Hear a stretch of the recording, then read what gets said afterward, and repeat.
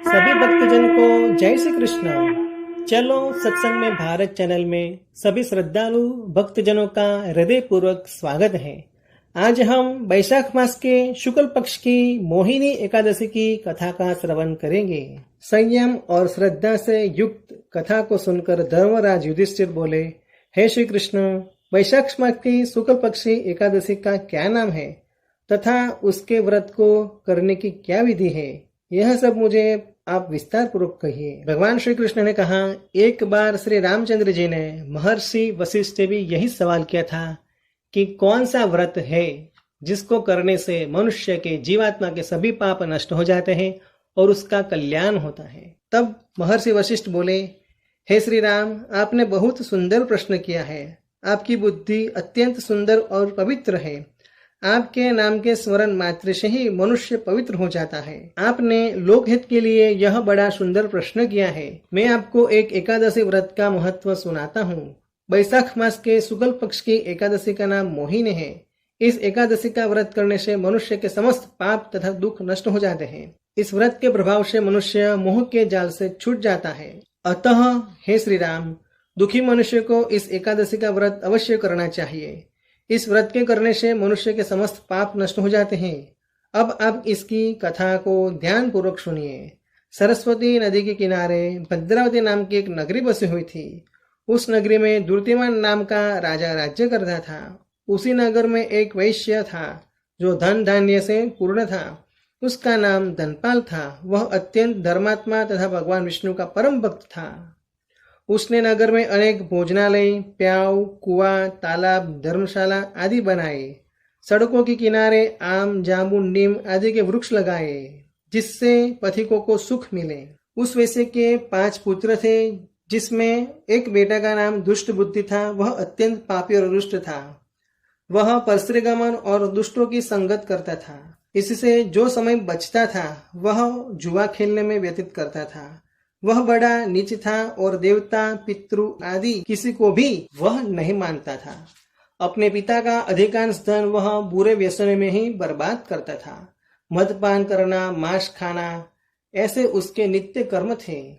जब काफी समझाने के बाद भी वह सीधे रास्ते पे नहीं आया तो दुखी होकर उसके पिता तथा भाइयों ने तथा कुटुंबियों ने उसे घर से निकाल दिया और उसकी निंदा करने लगे। घर से निकलने के बाद वह अपने आभूषण तथा वस्त्रों को बेचकर अपना गुजारा करने लगा।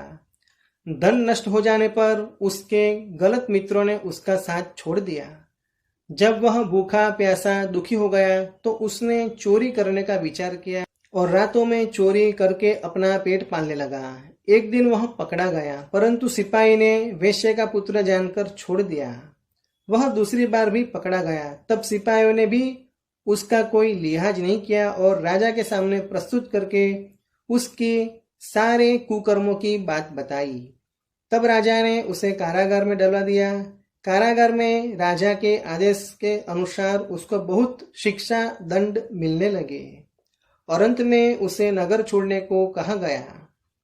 वह दुखी होकर नगरी को छोड़ गया और जंगल में पशु पक्षियों को मारकर पेट भरने लगा।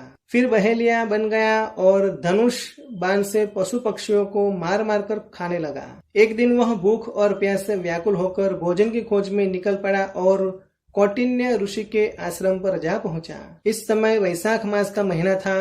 कौटिन्य ऋषि गंगा स्नान करके आए थे। उनके भीगे वस्त्रों के छींटे मात्रे से ही इस पापी को कुछ सद्बुद्धि प्राप्त हुई। वह पापी मुनि के पास जाकर हाथ जोड़कर कहने लगा, हे मुनि, मैंने अपने जीवन में बहुत पाप किए हैं।